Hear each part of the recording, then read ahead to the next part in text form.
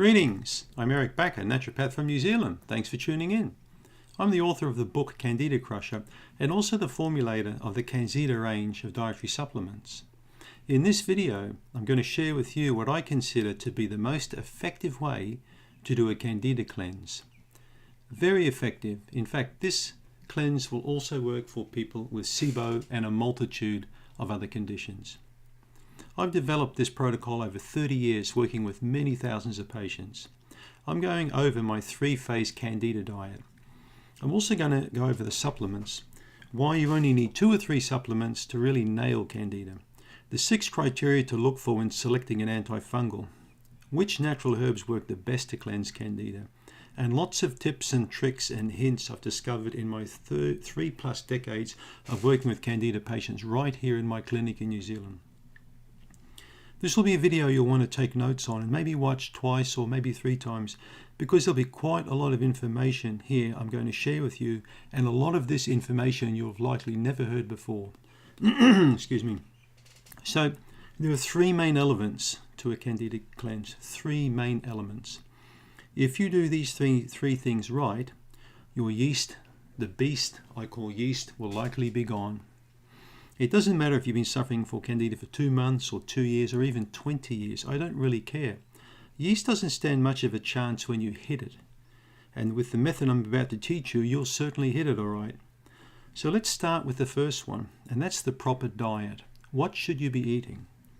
Whenever I get a new patient with a yeast infection, the first thing I do is I put them what I call on the 14-day big cleanup. I like to label it as my warm turkey approach. Cold turkey means you have to take something away from the person overnight. It's instantaneous.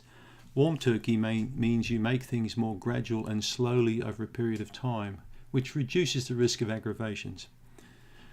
In my clinical experience, it's not a great idea to plunge a patient from a standard overnight from a standard diet head on into a Candida diet.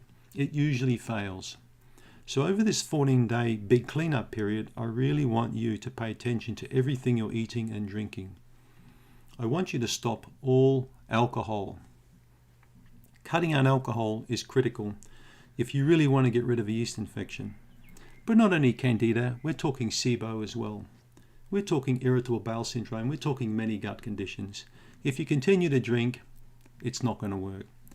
I've got many videos about this you can watch on my channel. I also want you to cut your caffeine intake down to 1 cup per day, preferably. If you've been a very high caffeine user, cut down to 2 per day, because by the end of the 14-day cleanup, we want you off that stuff. A cup of coffee or tea in the morning is okay, as long as you don't put sugar in it. If you really want to have a look at what takeaway or junk food is in your diet, take a good hard long look. Okay, look at the processed foods, look at these kind of foods. These are the foods you need to reduce and get out of your diet, okay? Particularly in this 14-day big cleanup. Go through your refrigerator and pantry. Get rid of any old bottles of sauces or jams you've got. Just put them in the garbage. Could be shrimp sauce, chili sauce, tomato sauce, whatever sauce it is. It's usually got sugar and preservatives and crap in it. So it needs to go, whatever it is. If I went to your refrigerator now, I'd likely find stuff there which I would probably happily put in the trash. These foods are what I call mold traps. They're not good to have around when you're trying to get rid of Candida. Okay? So during this 14-day period, I want you to slowly make the switch from eating not so great foods to eating better foods, and eventually I want you to eat the best foods like I do. After all, you value your health. I'm sure you do. You know what better means? It means fresh, whole, unprocessed foods. So that's the big cleanup. On day 15, you're going to transition to what I call the Mevy diet. M for meat, E for eggs, V for vegetables, and Y for yogurt, the Mevy diet. This is step 1 of the 3-phase Candida Crusher diet. Mevy stands for meat, eggs, vegetables, and yogurt. I didn't invent this diet. It's been around a long, long time. It was developed in the late 70s, early 80s. I first learned about this diet back in the 80s when I read The Yeast Syndrome by Dr. John Trowbridge. This is a low sugar, high protein diet. This diet came around long before paleo diets or high protein diets were ever even thought of. This diet was around before Google was even born. Remember, Candida loves sugar, so we can starve it by taking out sugar out of your diet. If it can't eat, then the yeast can't grow. Simple. And that's what makes it easy for your immune system. Also, we're not going to produce all those metabolites that Candida can make. So we've got to take it out. We've got to take sugar out. If you're a vegan or you prefer not to eat meat, there's plenty of other options for you, don't worry. You can eat legumes like lentils. Red lentils, for example, are very high in antioxidants and they only take minutes to cook. You need to eat nuts, seeds, beans, tempeh, all sorts of stuff. If you're a meat eater and want to go on the legume route, be aware it can take your gut bacteria some time to get used to these kind of foods. And you may experience flatulence in the meantime, a bit of bloating. I recommend good quality lean meats. My favourite lean meat is fresh fish, fresh ocean fish, free range or pastured chicken and free range eggs. If you like to buy chicken and you're in the United States, make sure you buy organic, because otherwise the chickens are fed antibiotics and you don't want that in your meat and you don't want those antibiotics messing up your gut. Now I'm going to go in depth into exactly which foods you should eat and avoid in this video. So pay attention.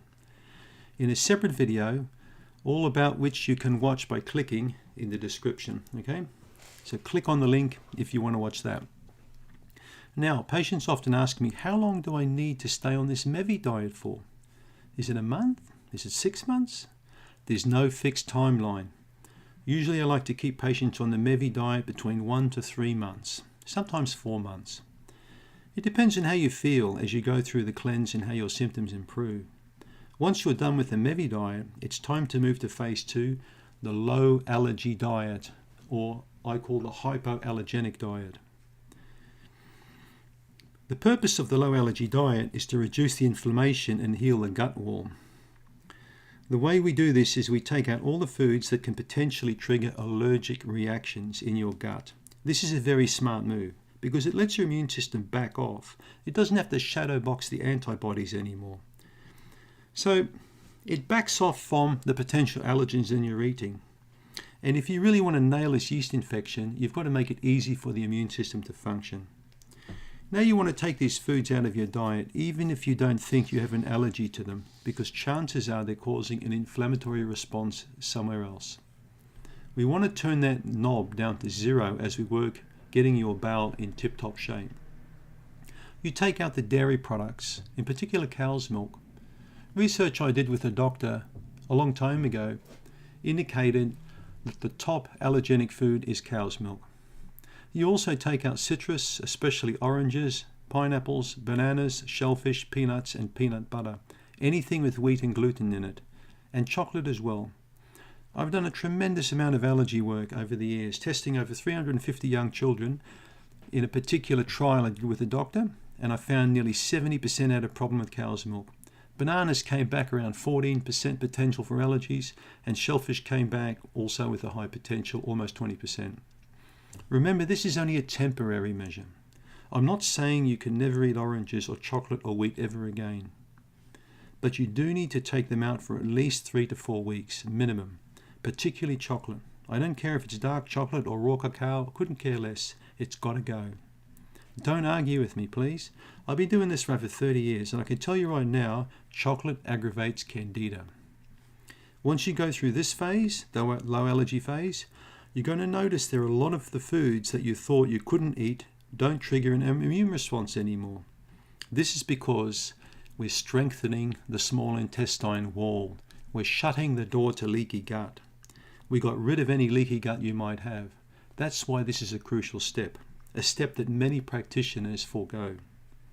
Nearly all patients I've seen with a yeast infection, or SIBO, have leaky gut to some degree, ranging from mild to extreme.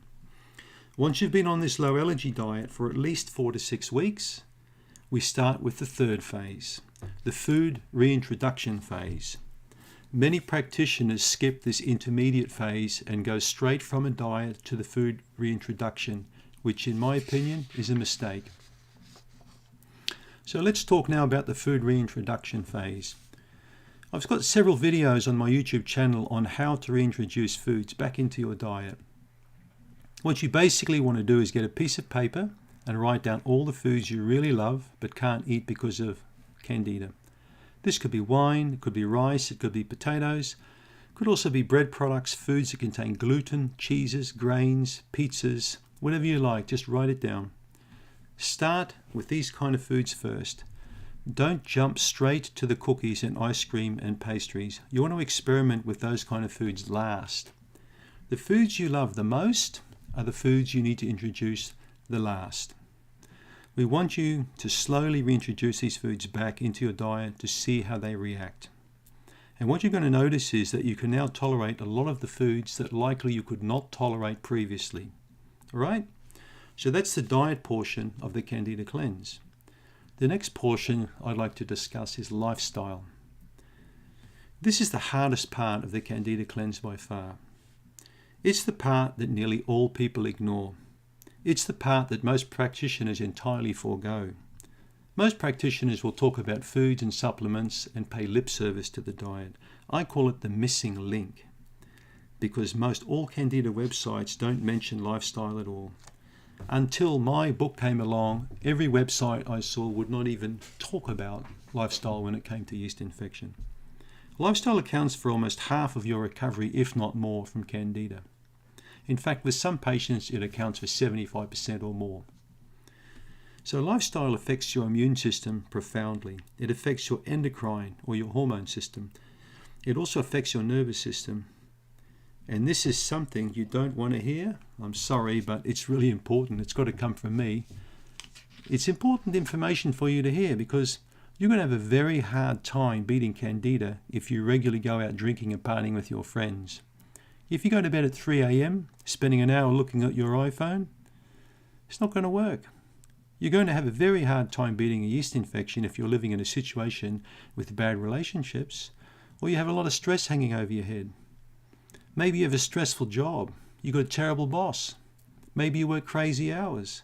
Maybe you're a single parent with multiple kids to take care of. Maybe you are a very lovely person who takes care of a sick or elderly relation. I can get that. You need what's called leisure time or relaxation time. Your nervous system needs downtime, even if it's 30 minutes a day. This is something most people just don't get enough of today. This isn't some woo-woo mental health kind of stuff. Leisure time activates the parasympathetic nervous system. This is what rebuilds your body. This is what helps to cleanse your body. Think about it. What do you do when you're ill with a fever or have some physical injury? You get proper rest. You get proper nourishment. You try and relax and engage in low-stress activities so your body can finally heal. You don't go to the pub and then go home and have pizza and watch cat videos on YouTube till 3 o'clock. Don't worry about those fluffy cat videos. They can wait another day. You need to rest up. Okay? I want you to realize that the most stress you have, the more stress you have, the longer it's going to take for you to recover, and the longer you'll need to stay on a Candida cleanse. You've probably noticed this before. You may be one of those persons who's gone from cleanse to cleanse but just couldn't really get there. Were you really taking your lifestyle seriously at that point, or you're just swallowing a bunch of pills? Your gut tends to flare up at the worst possible times when you're going through some kind of stress. Have you noticed? Now you know why. It's because the autonomic nervous system that controls digestion and gut motility gets screwed up with stress so easily. Stress causes inflammation, can make your digestion shut down entirely until the stress is gone. That's why you need sleep and leisure time. Remember, the parasympathetic nervous system is most active when you're actually asleep. 40% of people in New Zealand, in my country, have a sleeping issue. But if you live in the United States today, you're looking more at 60% plus of people who need to take some pill or have an issue with sleep, either falling asleep or maintaining sleep. I can tell you now that you're making a huge mistake if you think you can beat Candida by eating some vegetables, going on some juice fast and swallowing a bunch of tablets. You're only fooling yourself. The biggest delusion is self-delusion. Lifestyle is a massive part of your recovery. The more chronic your health problem, the more lifestyle plays a prominent role in your recovery. Right, let's talk about some anti-candida supplements now while we're on the topic. I'm sure you're aware there's lots of supplements out there that claim to be beneficial for candida. Some patients I've seen take boxes of this stuff, sometimes up to 40 or 50 supplements a day. You can read all about this in Candida Crusher. I mentioned several cases. The truth is, you only need 2 or 3 supplements. You need quality supplements. You need quality, not quantity. I've used supplements in my clinic for over 30 years, and I can tell you something. There's so many problems with much of what's out there on the market today. Too many supplements are filled with fake ingredients, junky ingredients. It's not my opinion, it's a fact. Back in 2015, the New York Attorney General Office ran a huge study where they did over 400 tests on supplements from 4 large stores in the States. They were GNC, Target, Walmart, and Walgreens. They sent bottles to a lab and did DNA testing to check if the ingredients match what was on the label. And guess what? Everyone was shocked to find that 4 out of the 5 bottles didn't contain any of the herbs listed on the label. Not one. The pills were full of cheap fillers like rice powder. I mean, that's crazy. You can look it up. It was on CBS News in the States and a few other channels. And there's been several research studies exactly like this. I think one published in the BMC Med found that 68% of herbal supplements they tested didn't even contain the main ingredient listed on the bottle. This is why I get my lab work done on each shipment of raw materials I get for my Candida range of supplements. It's why I got sick of using other people's stuff.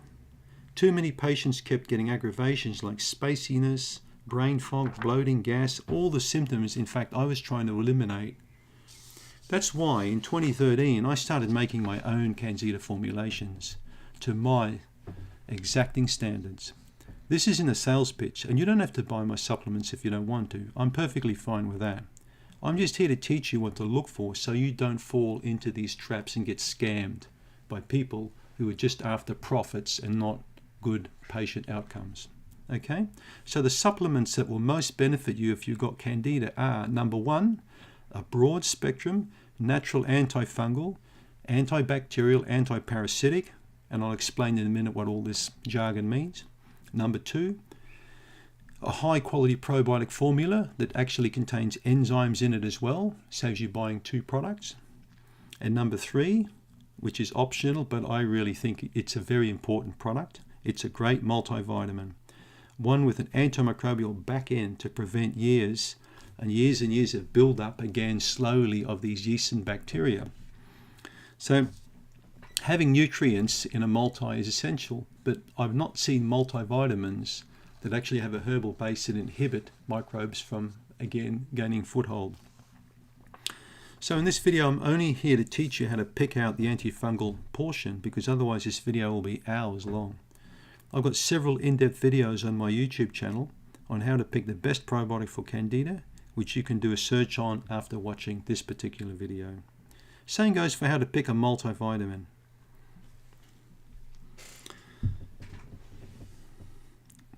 Okay, so there are 6 criteria for what I call the most effective antifungal for Candida. The first criteria is that the product contains only natural ingredients, and that what is in the container and the label are synonymous, that the product actually contains exactly what it states. I'm not a fan of using pharmaceutical drugs for Candida. I have in the past in medical centers, but I'm just not really a fan anymore due to the side effects and the ineffectiveness of these products. I found too many patients relapse after taking them. Chances are you've already experienced this yourself if you've tried fluconazole or nystatin or another kind of antifungal pharmaceutical. Maybe it worked for a few weeks for you or a few months, but then the infection just came back.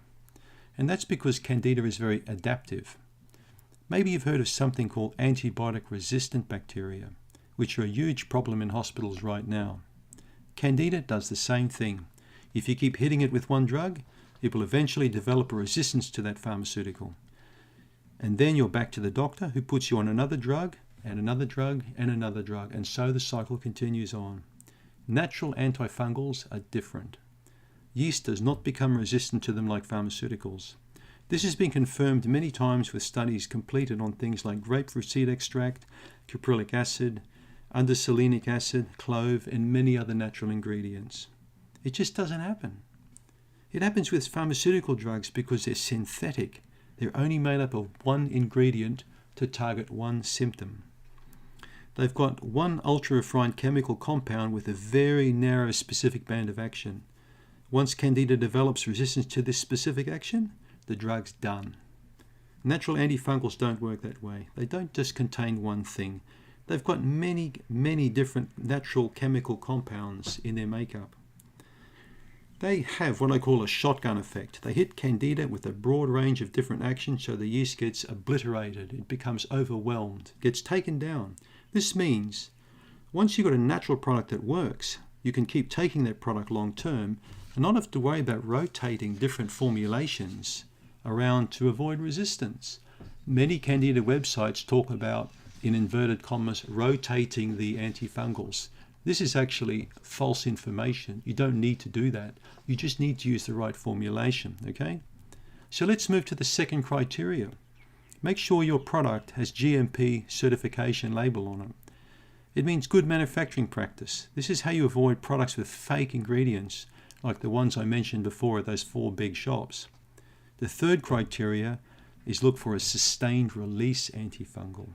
Sustained release means when you swallow this product, your digestive system doesn't get access to everything immediately. But over a period of several hours, it slowly breaks down in your digestive system. That way it targets all parts of your GI tract.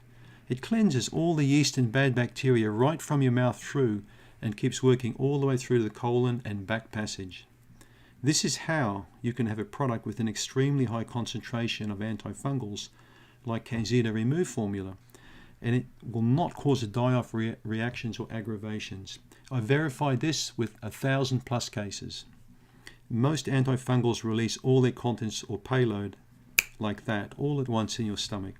All their actions happen in a short period of time, and this can make you feel sick and bloated and overwhelmed, particularly if it's a very potent antifungal of 1 or 2 specific herbs. When you take a sustained release product, that antifungal action is spread over many hours. That way it can target more systems. You can handle a higher dose of antifungals without feeling physically sick. All right? Number 4, standardized ingredients. Check the label to see if the word standardized is next to any of the ingredients. For example, does it say 45% standardized in parenthesis next to an ingredient like grapefruit seed extract? Does it say 4:1 ratio next to an ingredient like clove, meaning it's a very powerful, specific formulation? The reason this is important to tell you is because it tells you that the company that made this product is testing it to make sure each time you take this product, you're getting consistent therapeutic dose of the active ingredients. This doesn't vary in potency from batch to batch like non-standardized supplements, which can vary widely from being therapeutically useless up to extremely potent. This is how you avoid the aggravations. This is a bit like how pharmaceuticals are made sometimes, okay? You get the same strong therapeutic dose every time you take it, but in the case of a natural product, you're not going to get those strong side effects, as we've spoken about. Now, the 5th criteria is simple. Always choose a tablet versus a cellulose capsule. I'm not a fan of those cheap cellulose capsules full of different herbal powders. I don't find them nearly as effective as tablets. A tablet has to be compressed, so it's always going to have more than in the capsule. In fact, tablets contain 2 to 3 times more than a capsule can hold. This dramatically cuts back on the amount you have to take. The 6th and final criteria is the broad spectrum activity, meaning, does the supplement have a broad range of different ingredients in there, so it not only targets Candida but other kinds of yeast species as well? Any other bad bacteria that you may have in your gut at the time? Does it also target any parasites? So here are what I consider to be the 12 most essential ingredients to look for in your Candida supplement. These are broad spectrum ingredients with a wide band of action that are going to really cleanse your gut of a wide range of pathogens. They are grapefruit seed extract, berberine concentrate HCl, clove, aged garlic extract, caprylic acid, underselenic acid, betaine HCl, black walnut hull extract, paldaco, neem, biotin, and oregano oil. These are also the ingredients I've chosen for my Candida Remove, because this product meets all the 6 criteria I just mentioned. I'm not going to go in depth into why I consider these to be the best ingredients to take orally when you've got a yeast infection, as I've already made a lengthy video specifically that you can watch on my channel. I've got a link to that video in the description for you. Okay, so that's how you choose an effective antifungal for your protocol. Go with the natural product. Make sure it's GMP certified product. You check that it's sustained release. You check that it uses standardized, highest quality ingredients. You make sure it's a tablet and not a capsule. This is very important for the antifungal, not so important for the probiotic enzyme. You make sure that you check the ingredients to see that you've got a nice quality formulation. If you want to learn more about Candida formulations, please go to candida.com. You can also do a search for Candida on YouTube, and you'll find many videos about it from myself, along with many testimonials from people who've used these amazing formulations. I'd like to thank you very much for paying attention to watching this video. I'd also like you to maybe watch it again once or twice in the following days to get the most important points from this video.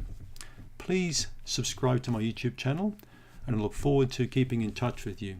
Thank you.